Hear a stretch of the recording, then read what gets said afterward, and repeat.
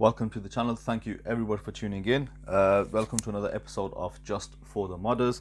On today's episode I am going to be modifying a SteelDive MM300 with a different dial, and with that you'll also see what it's like opening this SteelDive MarineMaster up and how easy it is to mod and just the different mechanisms that SteelDive actually use. Now I have modded one of these before, and the reason I had to mod one of these before is, I don't know if you remember on my channel The Watcher, about the time when I reviewed the MarineMaster from SteelDive, they went through a little QC problem. So they were getting batches of watches in with well, they had a bad batch of dials, I think. So pretty much all the dials, they were misaligned quite a bit, and this affected the black and the green dial versions. So I had a green dial version in. Obviously I couldn't sell it because it was misaligned. So I went about modding it. I opened it out, and long story short, I ended up replacing the dial with a black dial that I had. I don't know if you're aware that I do mod quite a lot of watches and I sell them on my eBay store. So I had a dial from a SteelDive Sumo, and I managed to successfully transplant it, and it worked to treat it look like a Kermit basically, which is what we're going to do today. So I've got the MarineMaster here, MM300 from SteelDive. Now fortunately they have fixed the issue of the misaligned dial, and you can see it's perfectly aligned now. And this is the MarineMaster from SteelDive. Pretty awful sounding bezel, to be honest, and a bit of springiness in it. But what I'm going to do, I'm going to replace it with a black dial here. Now because I do have a working relationship with SteelDive, I order lots of the products in, I sell them through my eBay store. I can get little favors out of them, to be honest. So I got myself a black dial, so we'll be doing a swap and see how that looks, effectively doing what I did last time. So let's take this off, let's get the bracelet off, and before I go any further, guys, if you haven't done so already, please hit the subscribe button, support this channel just for the modders, and also check out my channel called The Watcher. I'll also put a link in the description for the watch, and I'll also put links to my store on eBay if you're interested in buying any watches that I've modded, etc. Initially when I took this apart, the first one I did actually end up snapping the stem on it, so keep the screw, keep the crown screwed in before you disassemble this. Now usually you disassemble by using a bezel removal tool, press that in, pop the bezel off, but there's a different mechanism used on this SteelDive where it's all one piece and you don't actually need to remove the bezel. The bezel itself is actually just glued down to the rotating mechanism. So what you will need is one of these, you know, these balls here, and what you can do is twist, right? So you just twist clockwise actually. So if you twist anti-clockwise, you actually tighten the mechanism, but what you want to do is twist clockwise, and that crystal is going to turn and you can remove just the whole mechanism. There we go, easy as that.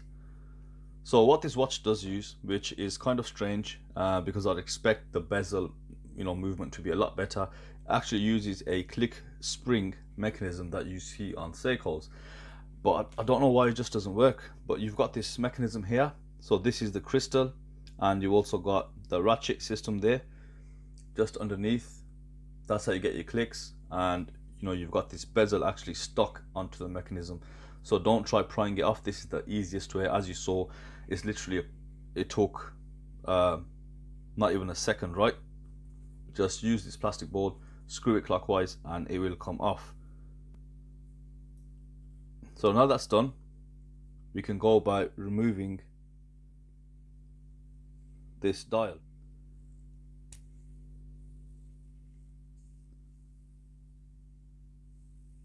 And there we have it. The damn thing is broken. Second one now, so I don't know why this is happening. It's really strange, guys, but you know, what can I say? So anyway, let's do what we're here to do. Let's remove the dial. Let's get this thing sorted out somehow, some way. And I'll show you how to remove a lodged stem already. So we got to take the hands off, and we can't hack the movement, so we've got to be kind of careful just to get these hands off. So just put a bit of plastic covering and we can just go ahead and remove.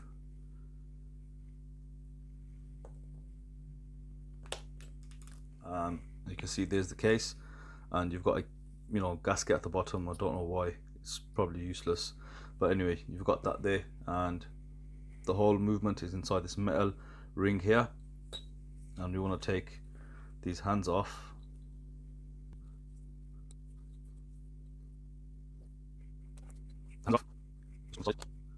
The dials also come off.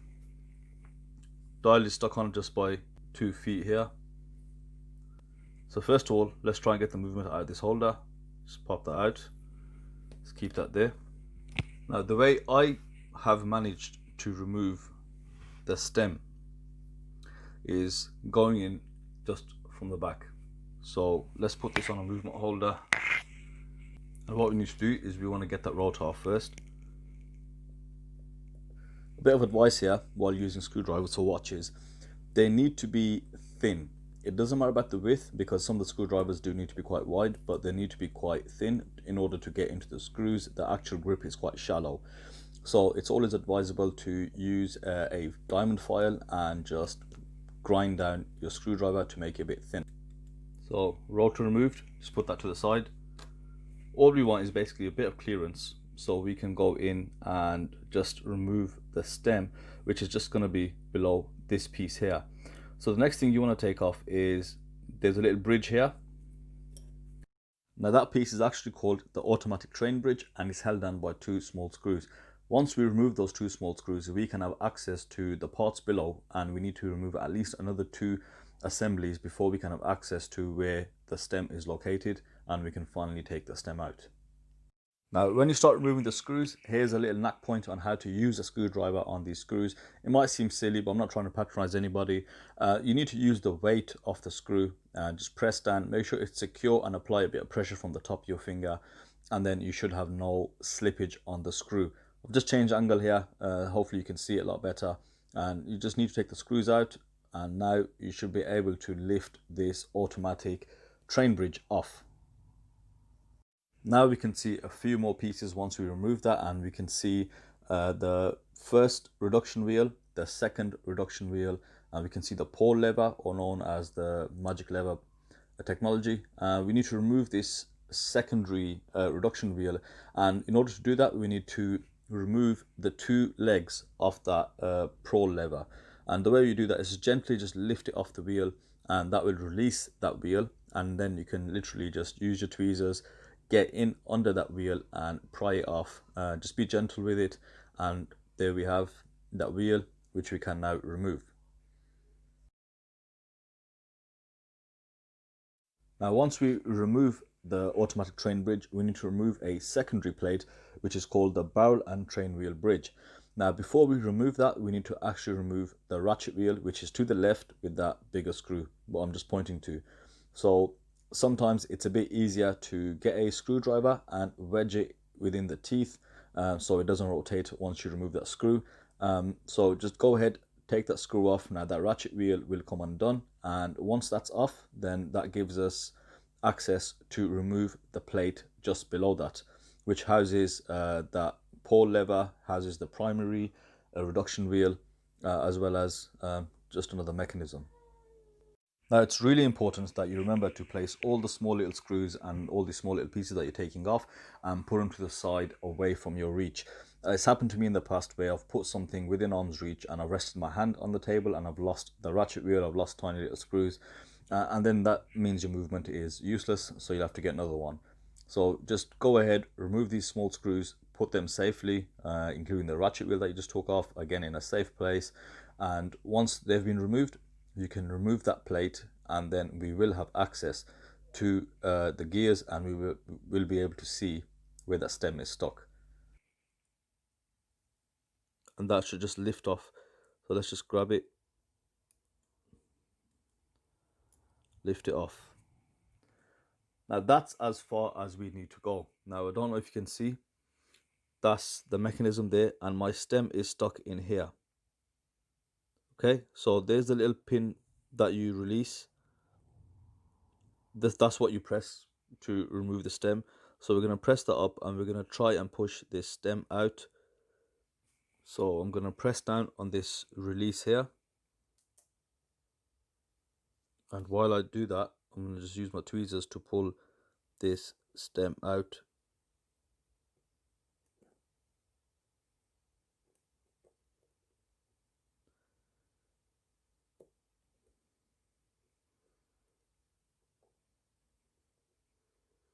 And there we have it.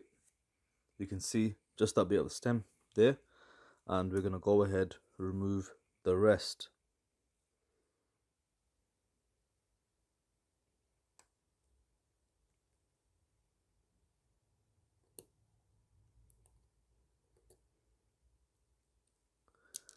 There we go. I would say easy as it is easy, don't get me wrong, but you know, like with most mods, you know, I went through my own little failures. I lost pieces, I lost parts, I struggled. Some took me 2 hours to put back together, but that's just the whole process of figuring it out, and just getting, you know, getting something done basically, and making the best of a bad situation. So now that's been released.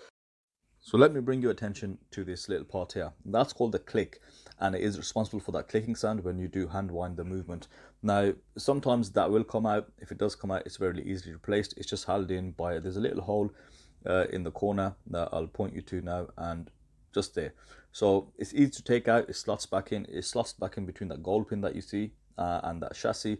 So with that, when you do replace the piece that we just took off the train barrel and train wheel bridge, we need to make sure that click spring, you pull it out as you install the last piece, because that needs to sit away from the actual bridge.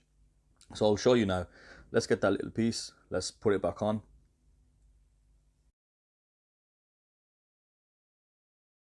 Now when you put that plate back on, you need to make sure you line it up with the screw holes. It is going to be a bit fiddly, just take your time with it, no need to rush. Now as you can see, I just need to rotate this a bit to the right, and then where that click is sitting, I need to make sure that click is pulled forward so that plate will rest perfectly straight. With this movement, the NH35, it's actually really good because it's got a lot of location holes, a lot of little pieces within the chassis, which means you can't actually put the parts back wrong, and it allows for the assembly and disassembly of this piece, of this movement, to be a lot easier. So just there, that click there, just make sure you pull the click out. I actually didn't do it while I was doing this, and I managed to pull the click out afterwards by just removing 2 screws and just resetting that. Now you can go ahead, get your screws, use the little tweezers, and just be careful when you are putting them back in. Make sure you don't slip, make sure you don't lose any of the smaller screws into the little parts of the movement, and just take your time and reassemble this piece. Now we move on to reinstalling that ratchet wheel. Now this again needs a little bit of a knack point here. Now what I'm doing there, I'm just moving the pole lever out the way, just lift off, move it out the way so you can maneuver this wheel back into place. Now the wheel on the inner circle, that hole there, it's actually not a complete circle. The sides of it are straightened slightly because it does fit onto that mechanism a certain way, so make sure you have it seated correctly. Just rotate it until it is. Now that wheel will automatically, once you do slot it in correctly and you start screwing it in, it will sit on that click, and that click will go into one of the gears, and now you can just screw it down and it will automatically find its place, sit in nicely, and the gears will also catch that spring, and you will hear it start clicking once you've put it in correctly. And there you can hear that.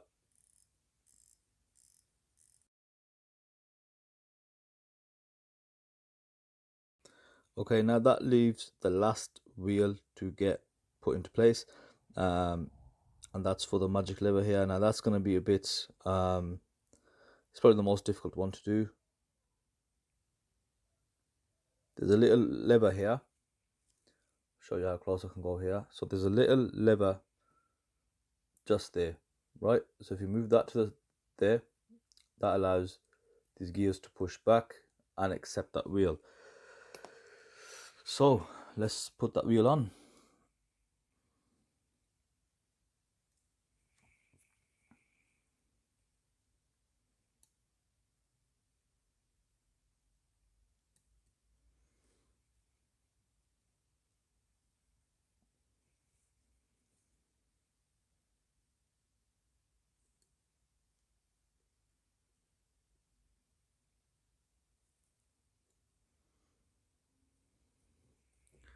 So in order to engage that wheel, what we want to do is, before we put the last plate on, we need to just make this lever catch onto the teeth.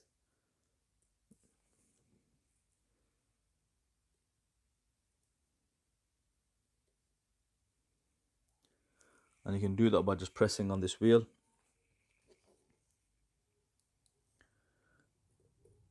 And there we go. So we've got this magic lever. Now here you need to be very careful, because that wheel just doesn't stay down, if that makes sense. It can and it will move. It does sort of rock a bit, so you can lose that position. So we just want to be very gentle, keep that there. And now we want to put on that third, well, the first piece that we took off. So let's get that plate, and we just got to place this on.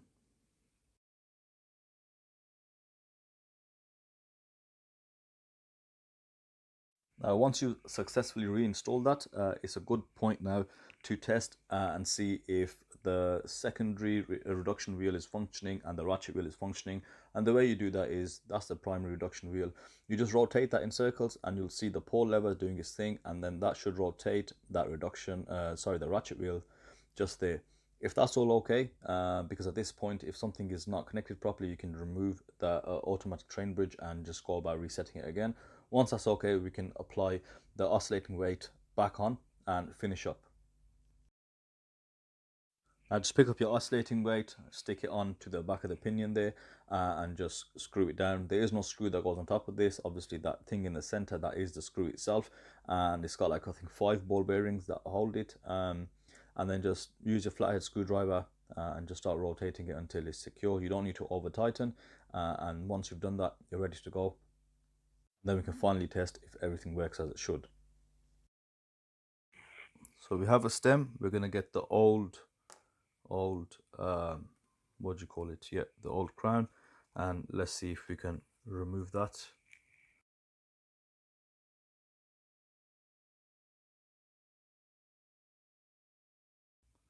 That's off. I mean, they've only used a bit of hypo cement or thread lock to screw it on. So that being done, let's screw this new thread in. Now, because you can't remove that movement once it's in, you only really get one chance at this. So we've got to cut it exactly right. We've got to do everything right on it for it to work.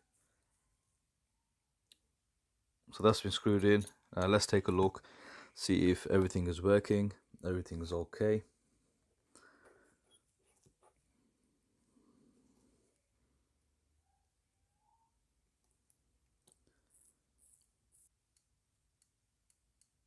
Got the date function there.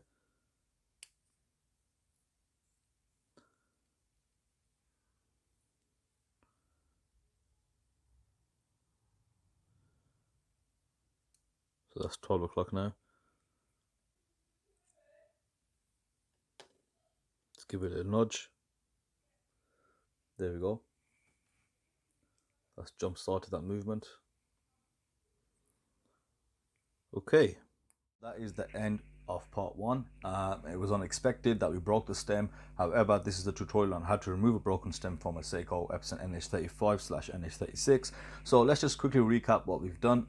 So we snapped the stem from the Marine Master 300 from SteelDive, and in order to remove that, we had to remove the oscillating weight. We then had to remove the automatic train bridge in order to remove the second reduction wheel and the ratchet wheel, which allowed us to remove the barrel and train wheel bridge. Once we removed those parts, we were able to remove the broken stem by pressing down the release mechanism and using some tweezers to pry out the old stem. We then reassembled it. We fitted a new stem to a crown without cutting it, just to make sure everything works. Now for part 2, we are going to place this movement within the watch case. We are then going to measure the stem and cut it accurately, because I've got to stress we've only got one chance at this, because we don't have the luxury of a case back. so we can only get the stem right now. Install that, make sure everything works, and then we're going to change the dials over and hopefully reassemble the watch if we don't have any more mishaps or drawbacks. That's it. So stay tuned, guys. Thank you everyone for watching, and I'll see you on the next episode.